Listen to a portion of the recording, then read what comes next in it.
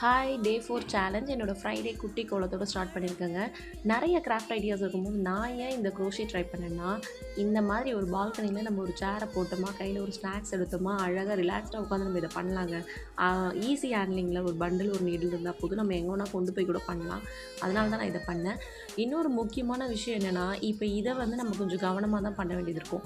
ஏன்னா இப்போ நிறைய பேர் எல்லா பிரச்சனையும் ஈஸியாக எடுத்துப்பாங்க, எல்லாத்தையும் டேக் இட் ஈஸியாக எடுப்பாங்க. ஆனால் சில பேர் என்ன மாதிரிலாம் இருப்பாங்க, தேவையில்லாத விஷயங்கள மண்டையில் போட்டு அதை குழப்பி யோசித்து சிந்தனைகளை வளர விட்டுட்டே இருப்போம்.